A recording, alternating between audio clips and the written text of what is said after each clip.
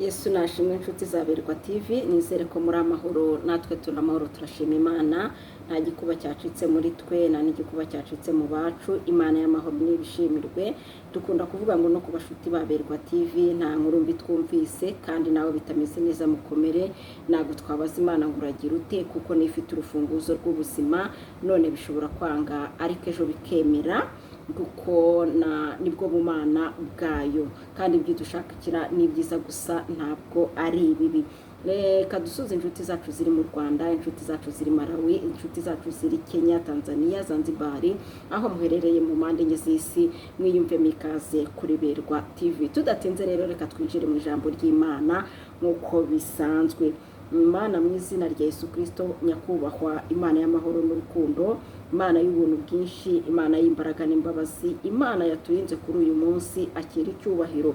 Mbere yuko tugira icyo tuvugira imbere yawe, reka amaraso yawe tweza dutunganye, ntaba ari nge ahubwo ururuke wivugire muri nge, n'abagiye kuryumva ntaba ari bo baryumvire muri wowe. Njyambaje nizeye izina ryawe ryera, amina. Reka dusome muri Yesaya 43 n'umurongo wa mbere tugeze ku murongo wa gatatu. Naravuga ngo Abisiraheli bazacungurwa, ngariko noneho Uwiteka wakuremye wowe Yakobo kandi akakubumba wowe Isiraheli aravuga ati witinya, kuko nagucunguye, naguhamagaye mu izina ryawe, uri uwanjye. Nunyura mu mazi nzaba ndi kumwe nawe, nuca no mu migezi ntizagutembana, nunyura mu muriro ntuzashya, kandi ibirimi byawo ntibizagufata, kuko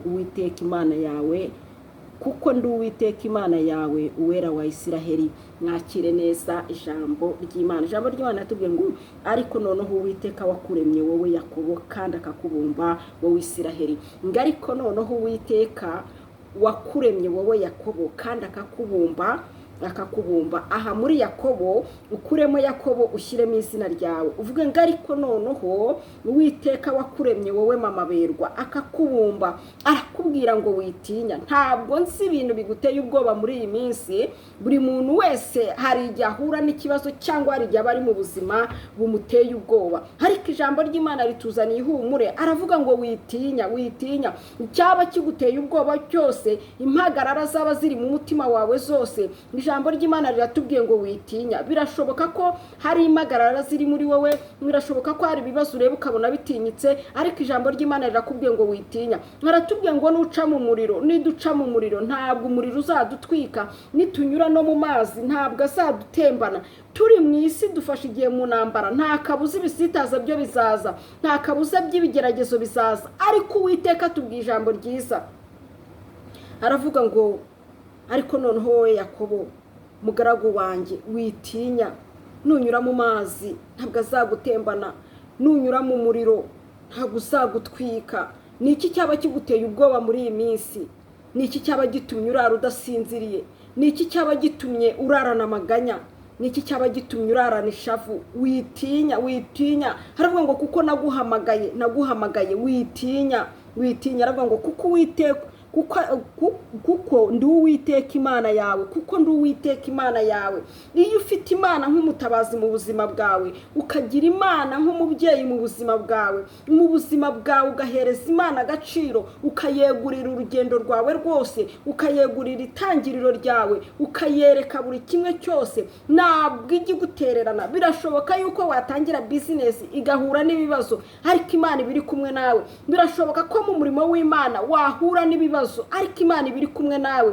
Birashoboka yuko hari ibibazo byinshi wahura mu rugendo, ariko Imana ibiri kumwe nawe, kuko ijambo ry'Imana yatubwiye ngo witinya. Ntabwo nzi ibintu bitumye utinya, ntabwo nzi ibintu bitumye ugira impagarara, ariko Imana yatubwiye ngo witinya, mugaragu wanjye Yakobo witinya, kuko nakumenye, kuko naguhamagaye. Imana niyo yaguhamagaye mu byo ukora byose, ntabwo wiyobora mu murimo w'Imana urimo. Nubwo ubona harimo intambara, ariko niyo yaguhamagaye. Mu bikorwa runaka watangiye, warabanje urasenga, Imana niyo yaguhamagaye. Rero intambara zose wahuriramo nazo witinya. Ntambara ibyo wabona nk'imigezi igiye kugutembana, ibyo wabona nk'ibirimi by'umuriro bigiye kugutwika, nta kintu bizagutwara biratonoma ariko biraziritse, kuko ijambo ry'Imana riratubwiye, umva mugaragu wanjye mama berwa, witinya ndi Uwiteka Imana yawe, nuca mu muriro ntabwo uzagutwika, nunyura no mu mazi ntabwo azagutembana, nukuri witinya,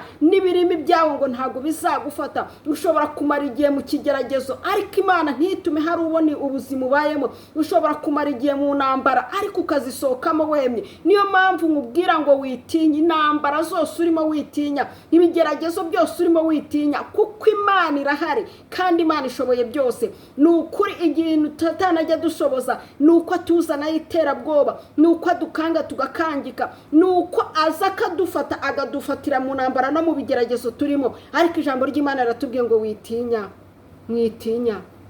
mwitinya, dufite Imana kandi Imana ishoboye byose. Dufite Imana, nukuri dufite Imana yumva gusenga, dufite Imana ishoboye byose, dufite Imana rurema, dufite Imana yaremye isi n'ijuru.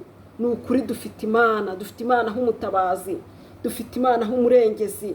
Nta kintu na kimwe kigomba kuguhahamura, ntabwo ugomba gukangwa n'ibihe, ntabwo ugomba gukangwa n'uko uhagaze ku kazi, ntabwo ugomba gukangwa n'ibihurimo, kuko Imana niyo yaguhamagaye. Imana irakuzi, Imana iragusobanukiwe, irakubwira ngo ariko rero noneho Uwiteka wakuremye wowe Yakobo kandi akakubumba wowe Isiraheli, aravuga ati witinya kuko nagucunguye. Haleluya. Aravuga ati witinya kuko nagucunguye. Yesu Kristo umwana w'Imana hari byinshi yaducunguyemo. Turi mu isi tugomba guhura n'intambara ariko niwe uzirwana. Naraguhamagaye. Haleluya.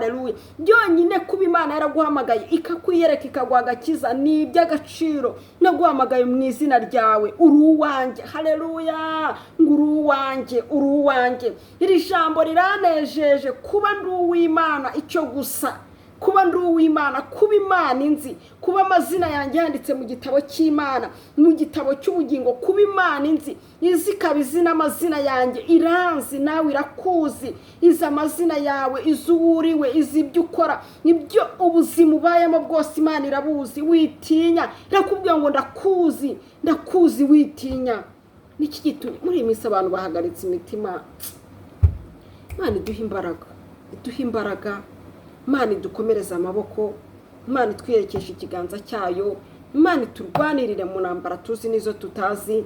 Imana iturengere, ni ukuri ishoboye byose, ni ukuri Imana ishoboye byose. Imana rero itwiyereke iturwanirire intambara zose waba urimo, urugamba waba urimo. Icyo nakwisabira, witinya, kuko urugamba ntago ari urwawe, Uwiteka niwe ururwana. Arakubwira ngo witinya, ngo nunyura mu mazi ntabwo azagutembana, nunyura mu muriro ntabwo uzagutwika, nunyura aho uzaca hose kuko ndi Uwiteka Imana yawe. Imana iyo ufite Imana nk'umurengezi, Imana ukayifata ukayegurira ubugingo bwawe, Imana ukayifata ukayegurira imibereho yawe, nta kintu n'iki na kimwe gishobora kugutera ubwoba, nta ntambara zishobora kugutera ubwoba. Ibintu bidutera ubwoba ni impagarara z'ubuzima, ni impagarara z'abandi. Ariko Uwiteka aratubwiye ngo witinya papa, witinya mama.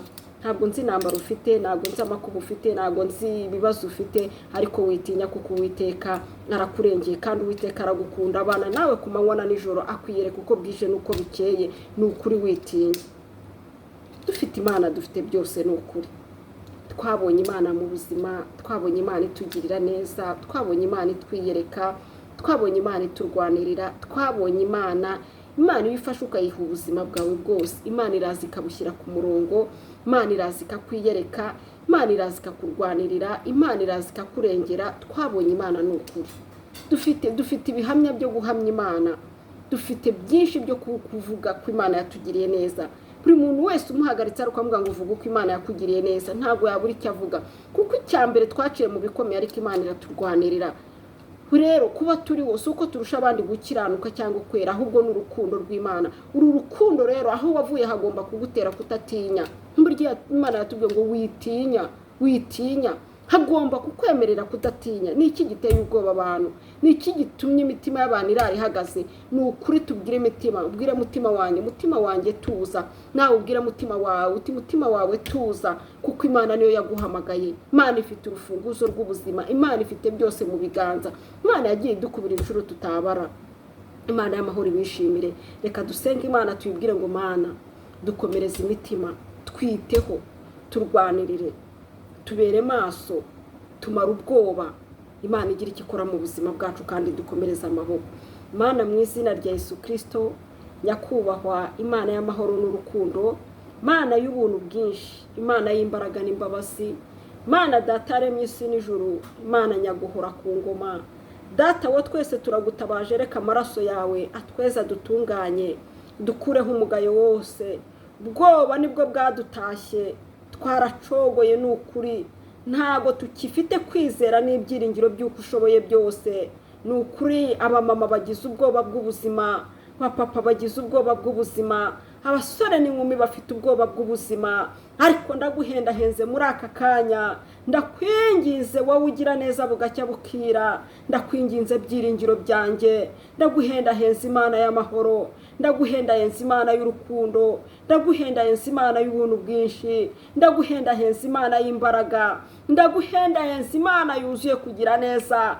Garura imitima y'abantu, ufatemira imitima y'abantu. Nyemerera Mwami Yesu cya kiganza cyawe kidukoreho, kiganza gitanga amahoro, kiganza kigira neza, kiganza gitanga ibyishimo. Reka wagurira abantu imbago nk'uko wazaguriye Yabesi. Ndakwinginze Mwami Yesu, reka abantu barwanirire mu ntambara barimo. Bakobwa bari mu ntambara zo kudashaka, abasore bari mu ntambara zo kubura uburyo. Mwami Yesu, abapapa n'abamama bari mu ntambara z'ingo, abana bato bari mu ntambara zo gushaka ubuhanga n'ubwenge, basaza n'abakecuru bararushye bararemerewe. Isi yose muri rusange iragukeneye. Uzaza ryari Mwami Yesu ngo uruhura abarushye? N'ukuri uzaza ryari ngo uruhura abarushye? Ariko muri iyi miriho y'isi, nyemerera usuka umutima nk'umwe wari uri muri wowe Kristo, uduha imbaraga zo gutsinda icyaha n'igisa nacyo. Turinde gufata imitima yacu ngo tuyirangukire mu by'iyi si, turinde gufata intekerezo zacu ngo abariho tuzishyira, kuko muri iyi si turi abacumbitsi.